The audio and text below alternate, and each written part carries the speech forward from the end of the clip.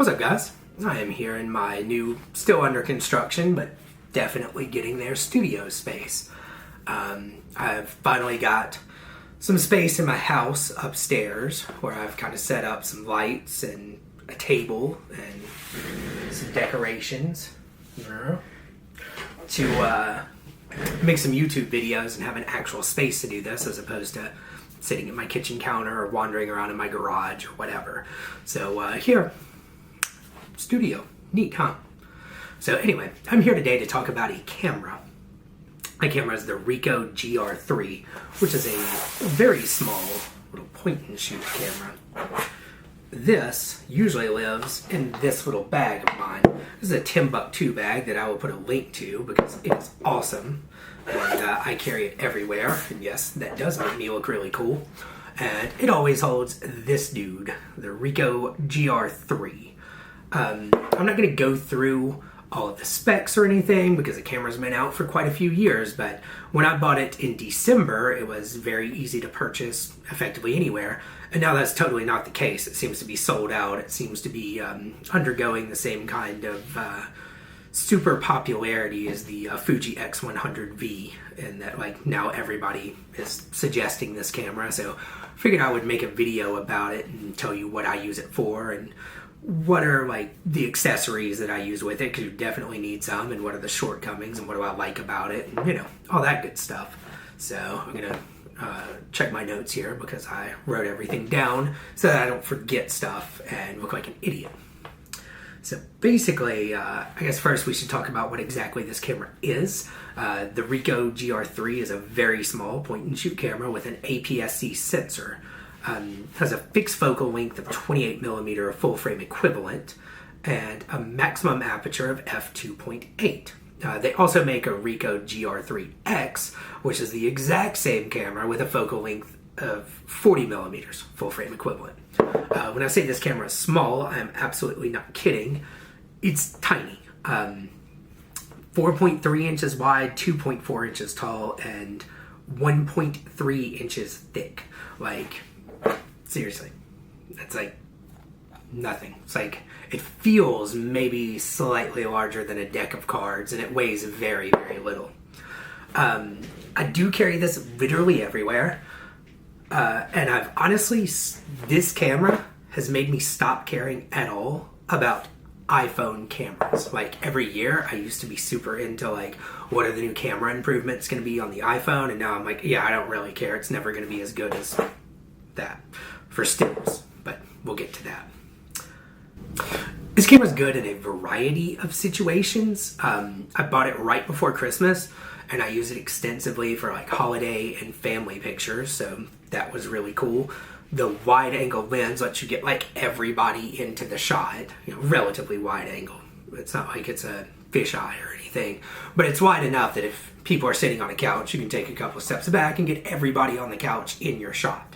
You know, I take it to work with me every day. I've taken some cool pictures of it at work of like just the crazy things that happen up there and car pictures and stuff. I took a really good one of my Subaru engine.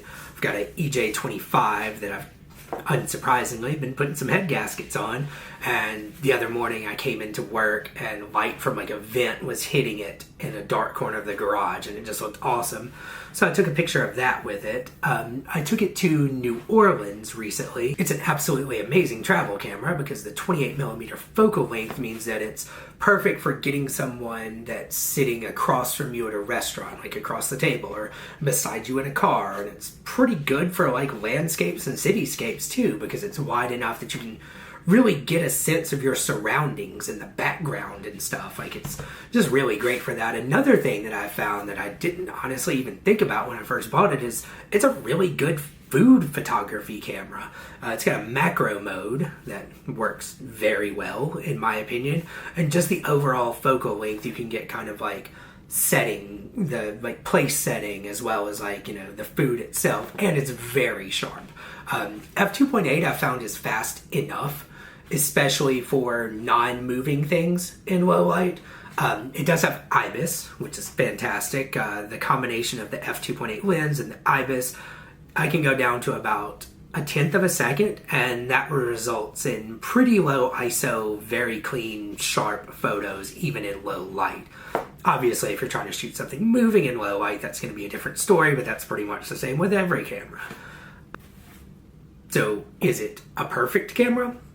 It is actually not a perfect camera. There's a couple of things that I take issue with. First off, they seem to have put zero effort into video.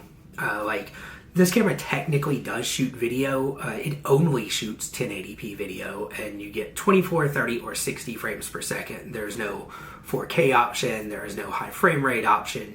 It's just those. The IBIS seems to not at all be tuned for video, so if you move, like pan or anything, the camera seems to kind of like fight against you, and the autofocus is just like clearly not really optimized for video. I don't know if the fact that the camera is so small, if they can't put a powerful enough processor in there to do like really good video stuff, because I mean, like, I'm shooting this right now on a Fuji X-T4 with a Viltrox 23mm f1.4 lens, and the video out of this thing looks amazing, like in every situation. And the autofocus is good, and the eye tracking is pretty sticky, and the IBIS doesn't fight me. So like, I know that it's not a sensor size thing, so the only thing I'm thinking of that it could be is maybe there's not enough cooling capacity to put a powerful enough processor in here to, you know, do all the high-end video features that other APS-C cameras can do, because they're larger batteries, larger heat sink area, you know. But yeah, don't buy this for video. You will be disappointed. The other thing that is honestly the most annoying thing to me is you'll notice that I've got like a little lens cap type thing going on here. See? Pull that off, and that's the actual lens. The reason I have that is because this dude is not weather sealed. I've also got another thing here. Let's see. Take this little trim ring off. Then I've got this guy. This is made by Nisi, and it's like a little filter adapter for it. And I've got a just UV filter on the front. It takes a 49mm filter. Let's see, where's the dot go? Right there. So you can put that on there, and then that pretty much alleviates all your problems, because now the lens is completely covered, and that's probably going to be your main point of egress for any dust. But this isn't really pocketable anymore, you know?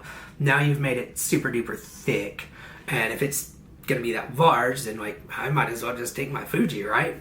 And then I could swap lenses, and then I can have faster lenses, and then I can have longer lenses, and I can have zoom lenses. So that's kind of annoying. It's kind of just a travesty that a camera that is so very clearly made to be pocketed really should not be pocketed, you know? Battery life is also not great, but realistically, I think that's totally forgivable given the size. The batteries are also very small and very cheap. So I don't focus. Thank you. So I don't really care, because like, this dude is tiny. I can throw, this would fit in like the coin pocket of jeans easily, or toss a couple in your bag. So that's not a big deal. I think I paid like $20-ish for 2 of these or 3 of these with a charger. These are Wasabi power. So like, that's not a big deal. And realistically, you can't say like, oh, I want a tiny camera with a very large battery, because that doesn't fit. Like, you can't put a huge battery in a tiny thing because physics. So like, I understand that, but realistically, the weather sealing thing really is like just almost unforgivable. Like, here's a camera that you can put in your pocket and carry anywhere, but also do not put it in your pocket, because you'll get pocket dust and lint in it, and then you'll have to send it into Ricoh and pay them like $100 to clean your sensor, because you have to disassemble the whole camera to get to the sensor. So that's the downsides. On the other hand, it does take very good pictures, and if you want to stick this little thing over the front of it and carry it with you everywhere, you will get such good pictures that, like me, you will probably just overlook the weather sealing thing. Like, realistically, it's like, kind of screw it. I mean, I guess if I have to get my sensor cleaned, I have to get my sensor cleaned, but I've gotten hundreds, if not thousands, of very good photos from having a very good photo camera with me at all times. So I guess that's a trade-off worth it.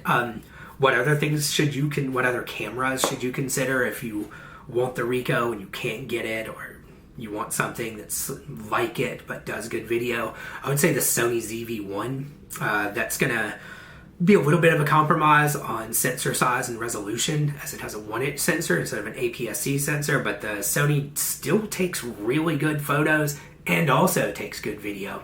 I had that before I had this, and I honestly wouldn't hate going back to something like that. Kind of wish Sony would make something with a larger sensor. If they made an APS-C Sony ZV-1, like basically RX100 ZV-1 body, APS-C sensor, I would buy that in a heartbeat. But overall, I mostly take stills anyway, and my iPhone takes pretty good video. I've also got a GoPro. I've also got the Fuji.